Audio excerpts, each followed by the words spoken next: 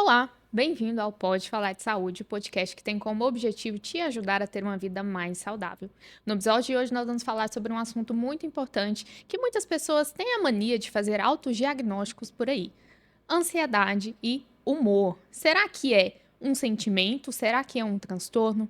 Para isso, nós trouxemos uma convidada especial, a psicóloga Vívia Figueiredo. Seja bem-vinda, Vívia. Obrigada, Amanda. Obrigada, Marcos. Obrigada por essa oportunidade para a gente poder falar desse tema que hoje ele é tão ouvido por aí, mas a gente realmente entra naquilo. Qual é o diagnóstico, como que a gente pode tratar e quais são os sintomas para detectar esses transtornos, né? Nesse caso. Então, eu agradeço muito essa oportunidade. Nos conte um pouquinho sobre você, qual a sua especialidade. Ok. Bom, Amanda, por formação sou psicóloga, eu trabalho no contexto clínico e no contexto jurídico. Tenho mestrado em psicologia e algumas especializações na área de psicopatologia, saúde mental, avaliação psicológica, psicologia jurídica, inteligência criminal e criminologia. Meu foco sempre foi trabalhar dentro desse contexto mesmo das psicopatologias e dentro desse campo da área mesmo da interface psicologia e direito. Mais do que capacitada para nos auxiliar e trazer informações para que você realmente possa ter a sua saúde psicológica transformada. Gostaríamos de agradecer aos nossos parceiros, Centro Clínico Olavo Schermer, onde você tem diversos profissionais para lhe atender. Marque a sua consulta e aproveite que é início de ano para fazer o seu check-up. Lá também tem um laboratório de análises clínicas para você fazer exames de sangue, exames de imagens e exames cardiológicos. Também agradecemos ao Laboratório Biomed, onde você pode fazer exames de sangue, sexagem fetal e até exame de DNA. Vamos lá, então, Viva, começar a falar um pouquinho melhor sobre essa questão de ansiedade. Muitas das vezes as pessoas confundem o que de fato é ansiedade. Explica para que a gente consiga realmente entender o que é ansiedade. Boa pergunta. O que acontece? Existe uma ansiedade, que ela é um evento natural, um processo até mesmo filogenético, para quê? Para manter a espécie viva. Então, quem não tem um medo determinado, ele não teria uma condição de sobreviver na espécie. Porque o medo em si, a função dele é trazer uma autopreservação. E você começa a observar esses eventos até mesmo em criança. Estoura um balão na presença de um bebê recém-nascido. Muitas vezes ele vai mexer as mãozinhas. Você pega um medo natural, por exemplo, tentar jogar um jato de água nos seus olhos. Você naturalmente, de forma até mesmo incondicionada, você vai fechar os olhos para proteger seus olhos. Então, o medo em si, ele tem uma característica de sobrevivência. Ele é uma ordem natural. E aí a gente fala, na preparação para esse evento, o meu corpo ele vai produzir várias condições para eu poder correr daquela condição, para eu poder me defender daquela condição. Então, isso gera uma determinada ansiedade. Evento natural. Agora, quando a gente fala de um transtorno de ansiedade, isso quer dizer que, ao longo da minha vida, alguns eventos, alguns estímulos foram acontecendo, até mesmo de forma incontrolável, aonde esses eventos naturais, a emoção medo, ela foi sendo emparelhada com outras condições. E isso foi literalmente se tornando um evento totalmente condicionado. E, a partir desse momento, ele passa a ser um evento que opera e ele começa a trazer um transtorno para a minha vida. Ele começa, de alguma forma, não estou em risco nenhum, não estou passando nenhum problema e eu estou sob controle daquela emoção extremamente dificultosa, coração acelerado, mãozinha suando, boquinha seca, vontade de, assim, o seu organismo em si, ele se prepara para um ataque, só que não tem nada acontecendo. Então, a gente fala que provavelmente a gente está sobre um contexto de transtorno de ansiedade, ou seja, pensamento está muito acelerado, com todos esses sintomas, para me definir, para me proteger de algo que não acontece. E aí eu tenho literalmente um problema que atrapalha muito a minha qualidade de vida. Muito, muito. E hoje a gente tem visto e a gente tem observado, dentro até mesmo da Organização Mundial de Saúde, Brasil, o país considerado mais ansioso do mundo todo. Isso eu estou falando de casos realmente diagnosticados, imagino os que não são. Muito importante a gente trazer outra pergunta aqui. Qual o impacto das redes sociais nessa questão do desenvolvimento do transtorno de ansiedade? Olha, é altíssimo, porque muitas vezes a gente não tem controle de quais são os estímulos que nós estamos sendo colocados ali. E esses estímulos, por exemplo, não é que eu vou sair da rede social, mas vou só para a gente compreender. Medo é um evento natural, não é? Mas como que a cultura muitas vezes condiciona uma pessoa? As músicas que são cantadas pro bebê, boi, boi, boi da cara preta, pega esse menino que tem medo de careta. Então, eu tenho uma cultura que essa emoção, medo, ela naturalmente ela é colocada muito para controlar comportamentos. E a rede social, ela faz isso numa escala muito alta. Então, você vai ver as pessoas sendo condicionadas e, naturalmente, tendo como reflexo, ou até mesmo se tornando algo involuntário já, essa emoção, medo muito latente. Então, o que eu vou assistir? Como é que é essa exposição às telas? Eu entendo que isso é só uma ordem fantasiosa? Será que eu tenho controle dessa ação? Então, a rede social, dependendo da condição, ela pode ser um agravo. Na verdade, a rede social ela é como se fosse uma faca, né? Ela pode ser muito utilizada para cortar e fazer meu alimento, como ela pode ser utilizada para emitir um comportamento totalmente desapropriado, como matar uma pessoa. Perfeita então, colocação. Depende muito. Existe um limite para que a gente saiba, assim, quando a ansiedade natural se transformou em um transtorno de ansiedade? Olha, nós não conseguimos detectar, talvez, o momento apropriado que esses eventos eles vão virando um transtorno. Mas a gente consegue observar, de acordo até mesmo com o nosso manual diagnóstico, os sintomas. Então, por exemplo, isso começou o quê? Na infância? Isso começou na idade adulta? Provavelmente, Amanda, isso começou talvez na infância. Por quê? Esses comportamentos, como eles têm uma base filogenética, beleza, mas eles têm uma base que a gente chama de ontogenética, eles fazem parte da história de vida desse indivíduo. Então, mamãe e papai é muito ansioso, mamãe e papai, eles já passam por essas condições, ou socialmente a gente já passa, porque existe uma cultura também. Então, provavelmente, essa criança, ela vai emitir padrões de comportamentos mais parecidos com os dos pais, e a gente pode ter futuramente, ou já dentro de um quadro até infanto-juvenil, crianças já desenvolvendo transtornos de ansiedade, que é bem provável disso ocorrer. Até mesmo porque, por exemplo, depois desses eventos, os atentados nas escolas, nós tivemos um aumento intenso nos consultórios com atendimento não só com os pais, mas com as crianças também. Porque aquilo colocava a vida dela em risco. Então, tem um período, tem uma fase, a gente não consegue discriminar, mas o evento social e a história de vida desse indivíduo vai poder trazer para um bom clínico essas condições ideais para detectar essa condição da criança, ou do adolescente, ou da vida adulta, onde começou. Sim. Sabe-se, então, que esse transtorno de ansiedade, ele tem impacto tanto na vida social, tanto na vida familiar. Como que a família, ela vai desempenhar um bom papel no tratamento de uma pessoa, de uma criança ou adulto que tem esse diagnóstico de transtorno de ansiedade? A primeira coisa, ela tem que entender o que é o transtorno de ansiedade. Ele não é uma frescura. Ele não é uma brincadeira. Eu estou falando de um evento que ele já não é de ordem controlável, que ocorre sem nada, sem nenhum risco estar ocorrendo. Então, esse evento, Amanda, ele pode ocorrer em qualquer instância. Nós podemos estar conversando e a pessoa ter, por exemplo, uma crise de pânico, que ele é um tipo de transtorno de ansiedade.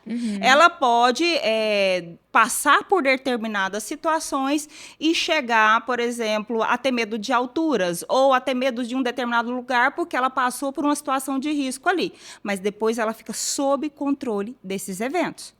Então, não tem nada acontecendo e ela está tendo aqueles sintomas e é uma das piores crises que o ser humano pode ter. Porque todo transtorno de ansiedade, ele traz essas reações fisiológicas e ele leva a condição da pessoa a achar que está morrendo, está enlouquecendo. Então, ele tira essa pessoa de ordem e eu tenho um organismo se movimentando. Eu tenho a face tremendo, eu tenho a boca seca, eu tenho o coração acelerado, eu tenho a mão seca ali, a mão suando demais. Eu tenho literalmente a dor de cabeça, a dor no estômago, todos os eventos associados. Ela dura em média 20 minutos a 40 minutos, dependendo de alguns casos. Muito raramente vai chegar a 1 hora. A família sabe lidar com isso?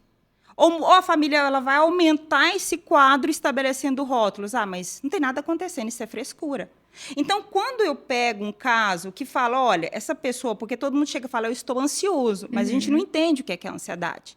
Quando a gente consegue detectar por um diagnóstico clínico, psicológico, essa condição do indivíduo, nós chamamos a família, em primeiro lugar, para dar uma orientação, uma psicoeducação, acerca do quê? Vamos dar um acolhimento, porque essa pessoa, na hora, não vai adiantar falar, olha, você é forte, sai dessa. Ah, mas você dá conta, tá vendo como você está sendo fraco? Por que você está cedendo a isso? Essa pessoa não tem condições psíquicas de compreender isso. Ela tem que ser acolhida naquele momento. E ela precisa entrar num processo de intervenção. Então, a família ela tem um poder curativo também, quando ela entende o assunto e ela se dispõe a compreender o que é o transtorno de ansiedade.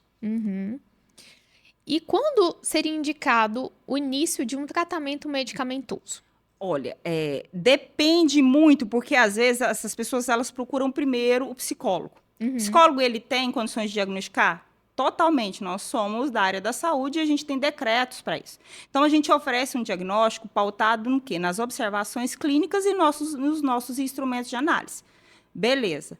Quando a gente entra com um processo de intervenção psicoterápica, porque a gente hoje trabalha muito com psicoterapia baseada em evidências, e essas psicoterapias baseadas em evidências, elas têm suporte para tratar aquele transtorno. Mas muitas vezes essa pessoa precisa do acompanhamento medicamentoso. Então, é feito, e eu trabalho muito, de uma forma muito parceira com a psiquiatra, mandando, encaminhando essas pessoas para a psiquiatria, para a gente entrar com o tratamento medicamentoso, com as intervenções psicológicas, e intervenções nutricionais e atividade física. Uma pessoa com ansiedade, ela tem que caminhar. Ela tem que fazer caminhada. Ah, mas isso é uma regra? Não é que é uma regra. A gente observa e a gente tem dados científicos para falar. Quem caminha, se alimenta de uma forma mais correta, entrando com a medicação, tratamento psicoterápico, provavelmente de 3 a 6 meses a gente tem um bom prognóstico. Bons resultados. E é aquela questão, né? A base da saúde, ela precisa estar baseada no equilíbrio. Então, não é só equilíbrio mental, a gente tem o equilíbrio corporal, físico, espiritual também, que a espiritualidade, independente da religião aqui, ela pode entrar também como auxílio para o tratamento, né? Sim, agrega muito, porque é uma forma de acolhimento. E essas pessoas, por exemplo, igual eu te falei, o transtorno em si, seja ele qual for, ele vai emitir reações de pânico, ou seja, de loucura intensa. Essa pessoa está em desordem. Quando ela entra num contexto até mesmo espiritual, a gente observa também que ela minimiza esses sintomas. Então, ela o quê? Ela se sente acolhida, ela tem entendimento ali, ela consegue compreender, por exemplo, por que ela está vivendo aquilo. Então, ajuda muito. Todo o contexto em si é favorável quando realmente a gente pode acolher esses indivíduos e dar continuidade num tratamento mais eficaz. Seja dentro do consultório, seja no consultório de psicologia, psiquiatria, seja realmente juntando esses outros fatores, nutrição, atividade física, vida espiritual. Então, isso é muito relevante para um bom desenvolvimento desse indivíduo. Esperamos que você possa ter adquirido bastante conhecimento até aqui sobre ansiedade, transtorno da ansiedade. Nós gostaríamos de trazer outro assunto agora, que é sobre mudanças de humor e quando essas mudanças realmente nos dão o diagnóstico para um transtorno de humor. Vivi, explica pra gente o que é, então, esse transtorno de humor para que nós consigamos entender até que ponto essas mudanças de humor podem nos levar a ter um transtorno. Humor é essa condição alterada desse indivíduo que favorece uma condição de vida mais precária. Por exemplo, no transtorno de humor, a gente tem a depressão em si, que ela tem várias categorias aí de discriminar, depressão leve, depressão moderada, depressão maior, a gente tem a distimia, a gente tem o transtorno afetivo de humor, que é a bipolaridade, e ele é muito interessante, a bipolaridade, Amanda, porque ela é uma condição que ela tem muitos comportamentos ansiogênicos. Então, ela é diferente do comportamento depressivo, mas o humor se torna alterado. É diferente, por exemplo, do transtorno de humor da depressão, que é um transtorno unipolar, é um indivíduo com uma ação deprimida, e isso realmente é muito difícil para esse indivíduo, porque o sentimento é o quê? Angústia, tristeza, é diferente da ansiedade, que é aquele pensamento acelerado, que é aquela taquicardia com medo de um evento futuro ou de um evento que está próximo a ocorrer ou nada que esteja acontecendo. Na depressão em si, não ocorre isso. Na depressão, a gente tem uma baixa ali dessa afetividade, do humor desse indivíduo, então isolamento social, tristeza acentuada, pensamentos negativos, então são comportamentos que levam a um isolamento social. Na bipolaridade, não, nós temos os dois polos. Nós temos aí uma pessoa que passa por episódios que a gente chama maníaco ou hipomaníaco, tá? E a gente tem uma condição muito difícil, que é essa depressão. Então, a bipolaridade, ela acaba sendo um transtorno de humor com sintomas de ansiedade muito intensos. Dentro desse quadro do transtorno de humor, a bipolaridade, ela faz parte do transtorno de humor. Então, o que diferencia ela é que ela tem os dois polos. E a gente pode ter transtorno de humor induzido por substâncias ou qualquer condições que tenham alterado a vida desse indivíduo também. Uhum. Vamos aproveitar que estamos no mês da mulher, o mês de março, e falar um pouquinho sobre mudanças de humor para a mulher. Porque nós sabemos que, por questões hormonais, nós temos vários tipos de humor ali ao longo do mês. Como que seria específico para a mulher, para a gente conseguir diagnosticar o que é uma mudança de humor natural, o que poderia ser um transtorno? Você já trouxe a diretriz aí. Existem questões hormonais, a mulher ela tem um período menstrual que ela vai alterar, a probabilidade dela ter alterações ali é muito grande. Ela tem um período também que essa menstruação ela acaba, alterações são importantes, mas o que vai diagnosticar um transtorno não é olhar somente a condição hormonal. É a gente olhar a condição dessa mulher na sua existência, nas suas condições, ao longo da vida dessa mulher. Nós tivemos, no caso da bipolaridade, porque é muito provável que um bipolar, por exemplo, ele tenha crises depressivas antes dos 20 anos, diferente da depressão.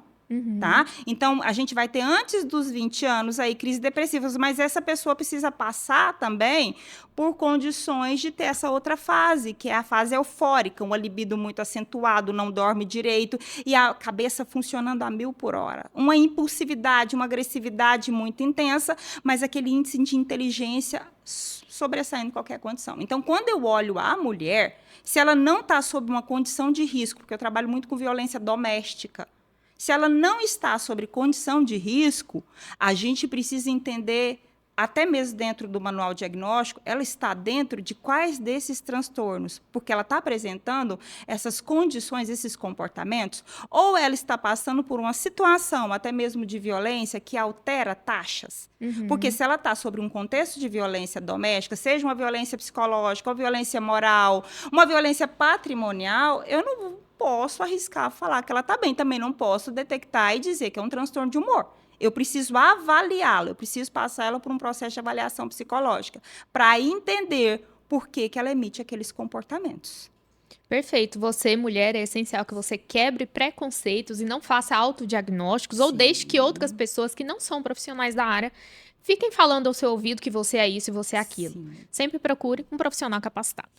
Falando melhor um pouquinho sobre o tratamento do transtorno do humor. Quando seria indicado, então, um tratamento medicamentoso e como funcionaria o tratamento com o psicólogo nesse sentido? Olha, vamos para a psicologia para a gente entrar na fase medicamentosa. A gente tem, em média, 1% da população mundial com transtorno de humor e muitos ainda não conseguem diagnosticar.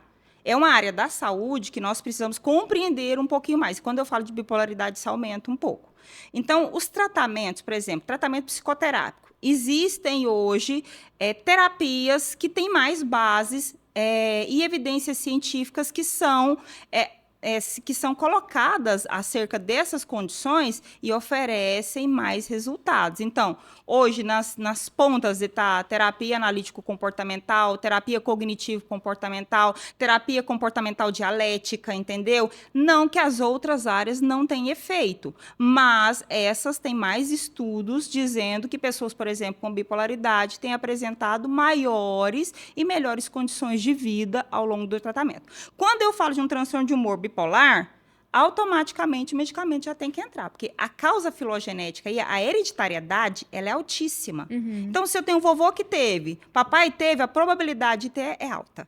Dentro dos transtornos em si, dos transtornos psiquiátricos, ele é basicamente o que mais apresenta esse quadro hereditário. Então, vai precisar ir automaticamente para o psiquiatra, e eu aconselho a buscar ajuda psiquiátrica mesmo, não vai no clínico geral, não vai procurar outro médico, vai para um médico especialista na área. Porque ele vai entrar com a medicação correta, porque também é um desafio a medicação. Nós temos que regularizar aí algumas condições. Então, ele vai entrar com carbolítio, às vezes vai entrar com ansiolítico, vai entrar com algumas condições que é apropriado da psiquiatria. E a psicoterapia em si, ela vai trazer para esses indivíduos a condição maior de lidar com o estresse, de lidar ali com esse manejo de estresse e as condições de oscilação de humor a longo prazo, ou a curto prazo, que esse transtorno de humor causa. Então, ela é fundamental no tratamento, a associação psicologia e psiquiatria, e quem tem e tiver filhos, a gente já aconselha criar essas crianças se alimentando muito bem, praticando atividade física, fazendo manejo de estresse, para que elas consigam lidar com isso, porque a probabilidade delas terem existe. Entendeu? Agora é muito difícil, por quê? Porque a criança em si, muitas vezes o pai não sabe que tem. O fulano é irritado demais, fulano é bravo demais, fulano é muito triste, muito deprimido. E a gente precisa de um bom diagnóstico para poder tratar até mesmo a prole dele, para poder ajudar nesses contextos das crianças que estão vindo não desenvolverem em si o transtorno de humor. Nós falamos, inclusive, no transtorno de ansiedade sobre o papel da família no tratamento, que é muito importante, inclusive, o acolhimento. Como funciona para o transtorno de humor? Esse papel da família é o mesmo? Quais são as diferenças? Olha, esse papel da família no transtorno de humor é muito, mas muito importante. Por que eu falo muito importante? Porque a gente pode ter níveis aí, por exemplo, a depressão psicótica. Nós podemos ter alterações intensas nesse indivíduo, que a família em si, ela vai precisar estar atenta para essa pessoa não tirar a vida dela. Tá? E, por exemplo, uma depressão sai da fase maníaca ali, da bipolaridade, e entra na fase depressiva, que os maiores índices de suicídios são com os bipolares. Essa família precisa estar mais atenta ainda que se for um transtorno depressivo. Porque quem vai trazer para o consultório de verdade, por exemplo, no caso da bipolaridade, quem traz é a família. Se ela está numa fase maníaca, muito raramente ela vai supor que ela precisa de tratamento. Ela não quer ser tratada porque ela está tudo bem. Aí ela costuma vir quando ela está na fase depressiva, mas se a família já começa a acompanhar desde o início, viu que teve esses dois polos, um mês está maravilhoso, aquela vontade de fazer tudo, aquela coisa inacreditável, outro está muito embaixo, está uma depressão, liga o pisca-alerta, leva para o consultório, vá até um psiquiatra, vá até um psicólogo, comece a entender sobre isso, porque o seu papel aí, ele não é só curativo, ele é literalmente preventivo acerca do suicídio. Então, ele é muito importante. Nós falamos aqui sobre prevenção, tratamento e diagnóstico sobre o transtorno de humor e o transtorno de ansiedade. Para finalizarmos o podcast, Vívia, deixa uma palavrinha quebrando preconceitos para que a pessoa possa procurar um auxílio e também possa ajudar a sua família. Sim. Gente, buscar ajuda é igual a campanha do Janeiro Branco, que a gente ainda tem que ficar sob efeito dela enquanto há tempo. A gente precisa entender que nós somos um organismo. Se muitas vezes eu tenho uma dor de cabeça, se eu passo por debilidades biológicas e literalmente física, as emocionais são da mesma condição. Se eu sei ali que eu tenho um diagnóstico de um tumor, eu vou correr para o tratamento. Se eu sei, como a gente já tem utilizado os tratamentos preventivos, hoje a gente sabe que levar uma qualidade de vida, ter uma qualidade de vida, buscar, literalmente, organizar em todas as condições, me previne de um diagnóstico ruim futuro, as emoções é a mesma coisa. Busca tratamento, não sinta vergonha de ir a um psicólogo, de ir a um psiquiatra. Na verdade, nós estamos aqui para ajudar, para entender acerca disso que tem sido literalmente, mundialmente, muito visível hoje e ajudar a oferecer as melhores condições para esse indivíduo ter uma vida com qualidade. Porque, realmente, hoje a saúde mental ela precisa de um olhar mais cuidadoso e com mais responsabilidade acerca do que nós estamos vivendo no campo emocional. Então, vem para os consultórios, vem pedir ajuda e a gente tem condições ideais de poder favorecer nesse contexto de ter uma qualidade de vida, Amanda. E assim finalizamos o podcast de hoje sobre transtorno de humor e de ansiedade. Esperamos que você possa ter adquirido bastante conhecimento, quebrado preconceitos e, finalmente, que tenha a atitude de procurar ajuda ou de auxiliar alguém da forma correta nesse tratamento. Agradecemos novamente a sua presença, Vívia, e fica o convite aí para novos episódios. O Pode Falar de Saúde vai ao ar toda segunda-feira às 19 horas. Esperamos você no próximo episódio e até mais.